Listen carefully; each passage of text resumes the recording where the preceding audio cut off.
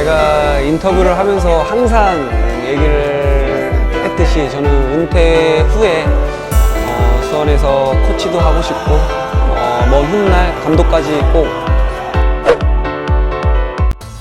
Ia melihat ke belakang seperti yang sudah-sudah jika ada pemain baru ataupun pelatih baru, apalagi untuk membawa nama Indonesia ke kancah dunia, maka langsung mendapat sambutan yang luar biasa dari fans timnas Indonesia. Yaitulah yang dialami oleh pelatih striker baru yaitu Yeom Ki-hun. Legenda timnas Korea Selatan ini ditunjuk langsung oleh Shin Tae-yong untuk persiapan menghadapi ronde ketiga. Yeom Ki-hun sendiri merasa terhormat bisa bergabung dengan jajaran staf pelatih timnas Indonesia. Namun Yeom Ki-hun merasa heran dan terkejut dengan loyalnya supporter Indonesia. Ia menilai belum datang ke Indonesia saja, sambutan hangat dari jutaan supporter Indonesia begitu hangat menghampiri dirinya. Ketika di Korea Selatan, Yeom Ki-hun tidak pernah mendapatkan dukungan segila ini dari supporter Korea Selatan. Namun ketika baru diajak Shin Tae-yong saja, dukungannya segila ini, padahal belum resmi diumumkan ke publik oleh Federasi Indonesia. Jelas dukungan hangat dari supporter Indonesia membuat dirinya terheran-heran dengan fanatiknya fans Garuda. Yeom Ki-hun menyebut pantas saja jika Shin Tae-yong betah tinggal di Indonesia.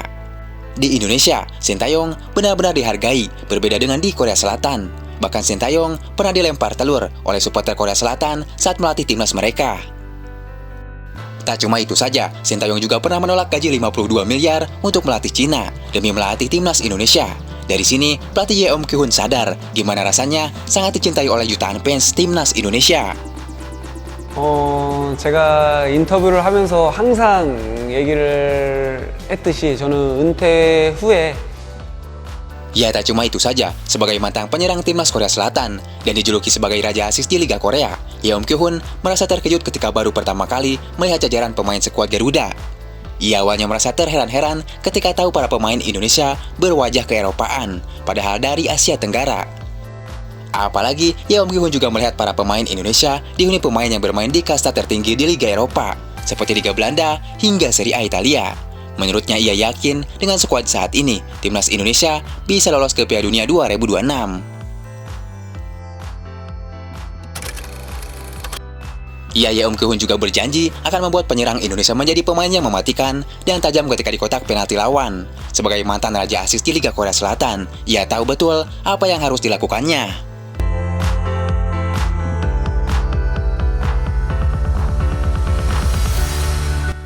Ya memang, kemajuan timnas Indonesia di bawah asuhan Shin Tae-yong mulai diperhitungkan di Asia. Tak ayal, Shin Tae-yong pun selalu menjadi perbincangan di media Korea Selatan.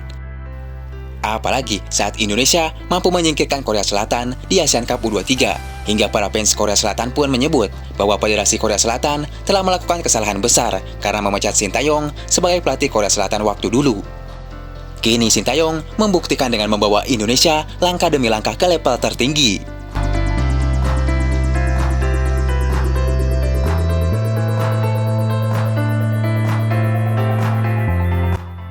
Ia tak cuma dipuji oleh media Korea Selatan dan para supporternya, Shin Tae-yong juga dipuji media Vietnam.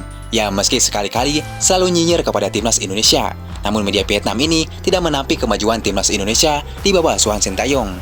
Contohnya, di tahun 247 memberi apresiasi pada kemajuan yang dibuat timnas Indonesia dan Shin Tae-yong. Vietnam memang kalah karena kesalahan Philippe Troussier dan para pemainnya. Namun jangan lupa untuk memuji timnas Indonesia asuhan Pak Shin Tae-yong. Kebangkitan Indonesia diperlukan untuk memajukan tidak hanya tim Vietnam, tetapi juga tim-tim lain di ASEAN. Kompetisi ini akan sangat baik bagi tim Vietnam pada khususnya, dan masa depan sepak bola Asia Tenggara pada umumnya. Kita harus mengakui Indonesia sekarang paling menonjol saat ini, ujar media Vietnam. Ya, media Vietnam di tahun 247 juga menekankan bahwa kemajuan yang terjadi di Indonesia sangat jelas. Belum ada gelar yang didapat, akan tetapi ada beberapa indikator yang bisa dipakai untuk menilai. Salah satunya adalah ranking FIFA dan cara bermain Indonesia. Indonesia, asuhan Shin Tae-yong naik tajam di ranking FIFA dari 175 menjadi melonjak ke 133 hanya dalam waktu 3 tahun. Cara terbaik menilai kesuksesan Shin Tae-yong bukanlah dari gelarnya, melainkan performa para pemainnya di lapangan. Harus diakui bahwa Indonesia menunjukkan peningkatan yang luar biasa dalam konfrontasi di Piala Asia dengan tim Vietnam, ujar media Vietnam. Coach!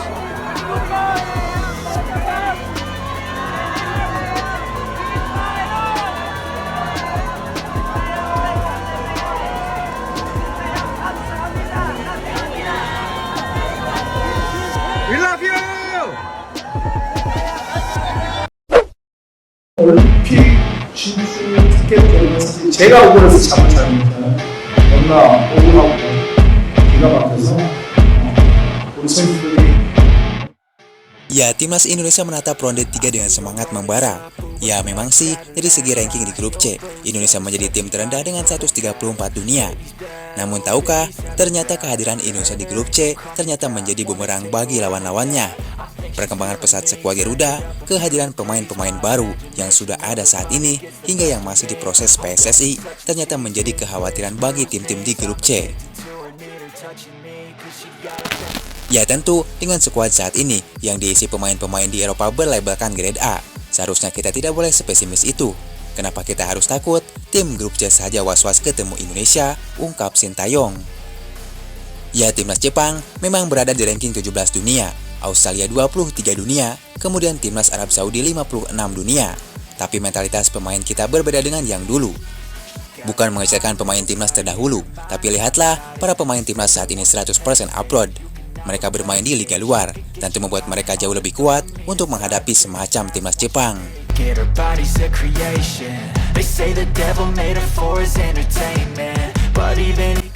Intinya, realistis harus, tapi pesimis jangan. Sekiranya itulah yang diungkapkan Erick Thohir. Karena pastinya, Erick Thohir juga sadar, Indonesia saat ini berada di grup C yang pastinya dihuni tim kuat selevel Jepang dan Arab Saudi. Maka tak heran, Ketua Umum PSSI ini juga berharap banyak dengan kehadiran Martin Paes dan sejumlah pemain keturunan lainnya yang sedang diusahakan. Semoga mereka bisa diturunkan di babak ketiga nanti.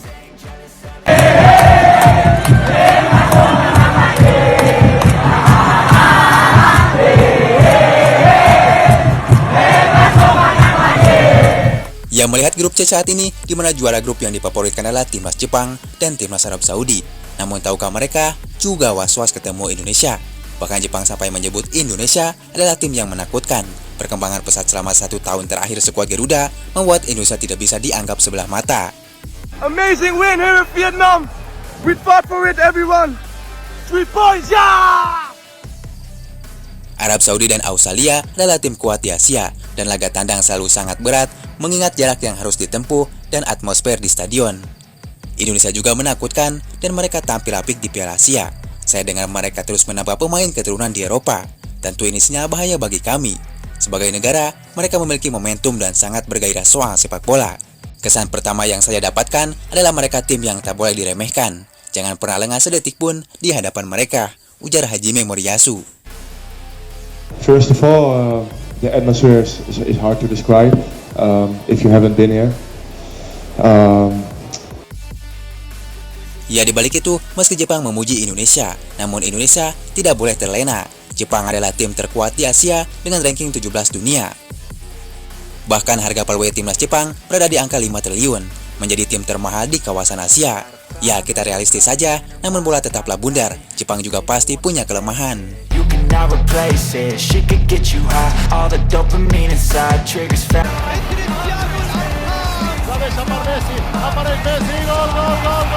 Quiere como Indonesia.